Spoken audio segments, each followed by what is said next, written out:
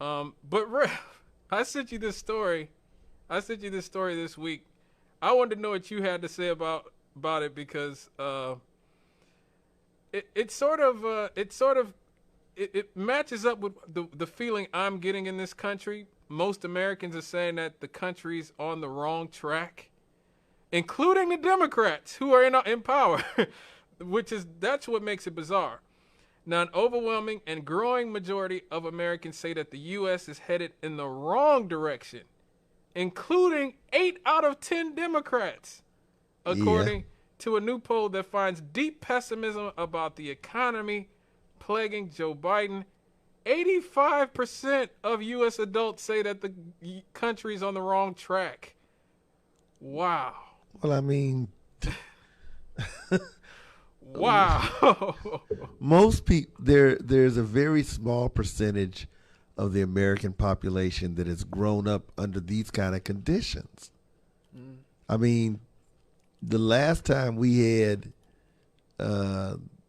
this kind of economic malaise, or the closest I can think of to it, would have been maybe during the Gerald Ford to Jimmy Carter administrations.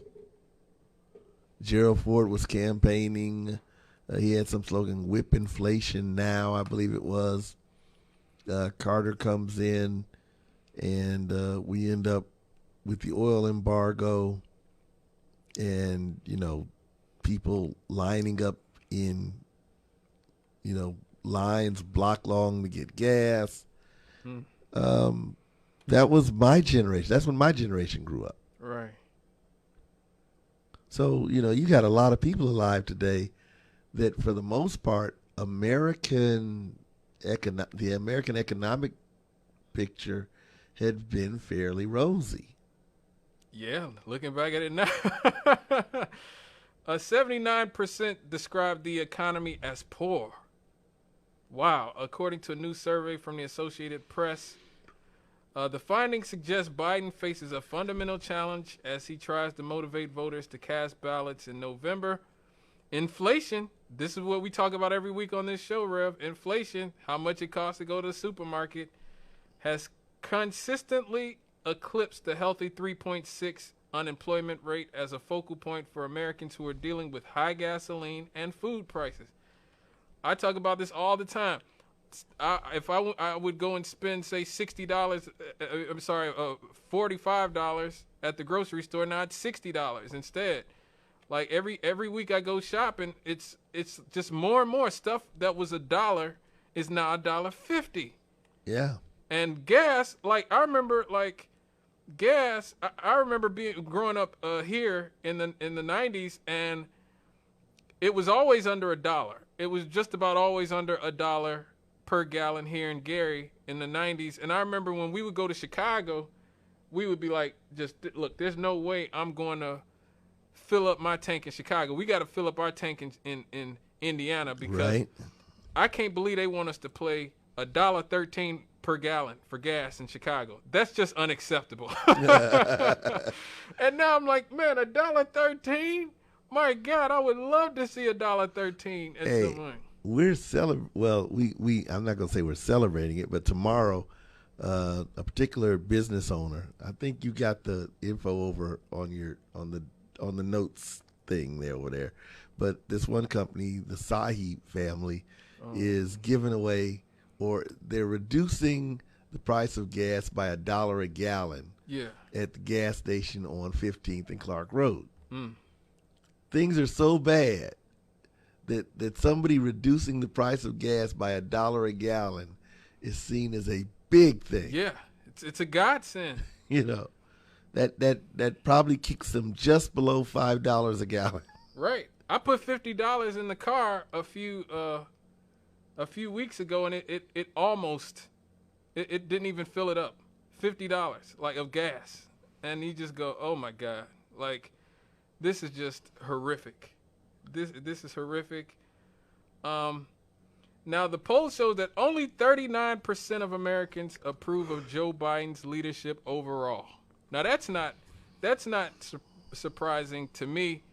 You know, the left we never wanted Joe Biden. The left Right. didn't. Now, liberals, because they love Obama, liberals worship Obama.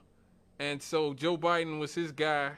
And so they go, oh, my God, Joe Biden. You know, and Barack Obama made those phone calls to sabotage Bernie to keep Amy Klobuchar and Mayor Pete and Elizabeth Warren in the race so that Bernie couldn't win. So this is the guy that the sort of liberals said, you guys are going to take this guy and you're going to like him. You may not want him, but we're not going to give you the guy you want, the left wants. We're not going to give you who the left wants. We're going to force Jim Crow Joe on you. And so we never wanted Joe. The liberals wanted him because they said, well, Joe will be able to work with the Republicans. How's that working out? How's that working out? You know, they said Joe. I'm not sure it would make a difference. See, here's the thing. They said Joe will be able to get things accomplished. Joe will get things accomplished. That's what they said. You have to vote for Joe. Joe's been in public office for 50 years. He'll be able to get all this stuff done. Joe Biden is the most inept and incompetent president we've had in my lifetime. Definitely. I mean, even more. I mean, I never liked. That's saying something, Yeah. given the guy that was there just 4 years before. But Right. that's saying something. I'm no fan of him. Gosh, there's so many things that have, come together. For example, when the pandemic came, I'm not sure,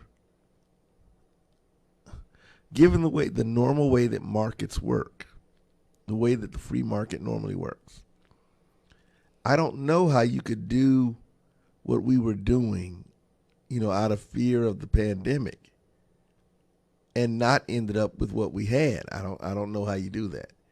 I don't know how you suddenly flood the consumer market with cash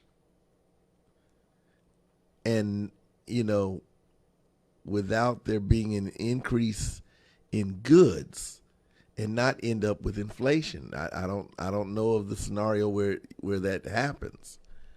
At the same time, people are, because of the pandemic, prices were already going up because of the impact of it on the supply chain.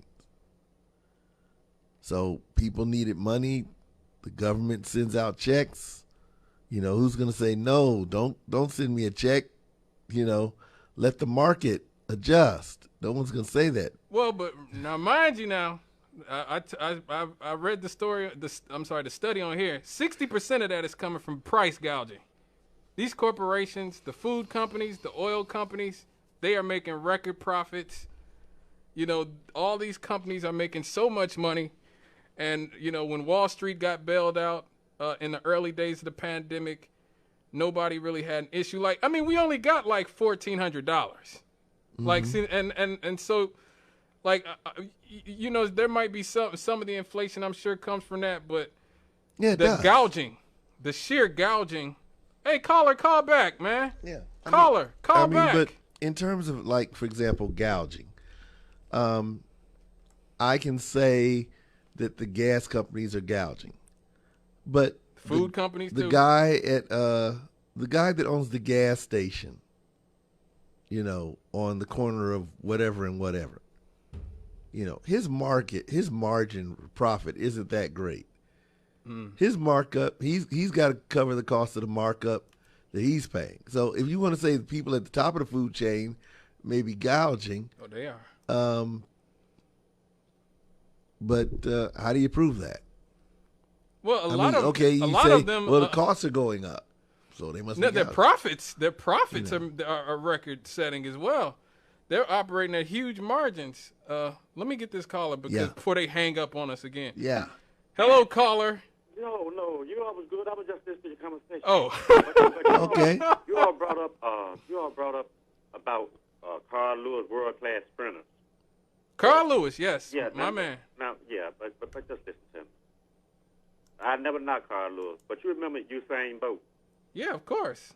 How many people you know could just jog, and couldn't nobody keep up with him. I mean, he's from Jamaica. Remember how he just? Oh yeah. All he would do. Did you ever see that? Did you see that he didn't even try to win? He was just jogging. Everybody was just huffing and puffing as fast as they could. He ran against world class sprinters, and they couldn't. He jogged down there. When the good Lord put his hands on you as blessings, nobody can touch you. Oh, I agree. Do you remember how that man just how everybody be all world class professionals just running as hard as they could run, and that man just jogged? Yeah. Oh yeah. I remember Usain Bolt. Yeah. He just retired a few years ago. He technically the fastest man who ever lived. But that's what I'm getting at. I'm saying, look, man, I don't care. You could have Ben Johnson, Carl Lewis, all of them saying the man didn't even. You know what? One time they wanted him to show how fast he could run. He never would do it. Right. He just jogged. I guess he didn't want to be a show off. Right. And well, he always said that his plan was to keep breaking the record. So because every time he broke the record, he'd get paid more. Yeah. So his goal was to set the record, not go at maximum speed, but just go fast enough to break his own record, so he'd have to get paid each time he broke the record. All I'm getting at, all I'm getting at is he didn't even try. He didn't even try. He did not even try. I'm agreeing with what you just said. Yes, all he did was just if he went, I'm gonna just say 25 miles an hour, or whatever the case may be. Yeah. When he broke a record, well, I'd do 26 miles an hour, which he could have went 50 or 60 miles. You understand what I'm saying? Oh yes. But he wouldn't do it. He's a it. bad man. He just wouldn't do it. But look, that's all I want to talk about. Oh, let me ask you this before you go. Do you think America's headed on the right track? No. No. Why not? Why not? You tell me, man, because the way they going now, no. Oh, hell no. You see how the stock market keep going up and down? Yeah. Look, man, is America on the right track? It's no. Oh yeah. No. Why not? Let's go deep into the Bible. America. Let's go into the Bible about America. This place that did so much wrong, hate, damnation, and hell. Look, did you see how this place that did the world? 4 nations bombed and killed all 4 people. You said they did Bosnia. You said they doing all these. You see how America just had killed our people. Miss America got to pay for all her wrongdoing. Yeah. But that's what King said before he died. His last sermon that they said Martin Luther King was working on was called "Will America Go to Hell?" It's already in hell, and it's gonna be. Trust me, it's there. All of them get that, man. America, no, hell to the no. America, is America anyway righteous? No, man. This is a wrongdoing hellhole. You see how? Look, man. Don't you see how? Look. Why would people go out? Look, America. Look, they would have. Well, one thing I do like what they did when they went over there and got Hitler for killing up all those Jews. I applaud them for that. But that was all. Look, oh boy, how can I put this? Oh boy, how can you put that, real? What do you mean? Huh. What can you say about America? All of them say this place go out and just kill. That's what I'm saying about this place. I don't trust America. At the end, the kingdoms of this world shall become the kingdom of our God and of his Messiah. And he shall reign forever and ever. There is no such thing as a human government that is flawless, perfectly just, all wise, and all knowing. There are no human beings that are like that. So no matter what kind of government system you come up with, it's going to be flawed. All I'm getting at is, if America sees something they want, let somebody go down there in the Amazon and find a whole lot of gold and diamonds. Uncle Sam will start a lie. First thing he'll do is start a lie, go down there and take it. That's all I'm getting at. Okay. Whatever Uncle Sam wants, he gonna lie. He gonna tell a lie. I don't care if it's over there in Egypt, wherever it's at. Whatever he see he wants, he gonna start a lie. He can go there and take it. That's just the way Uncle Sam rolls, baby. Well, all right. Well, thank you for your call, because we got another call on the line who's got something to say. Hello.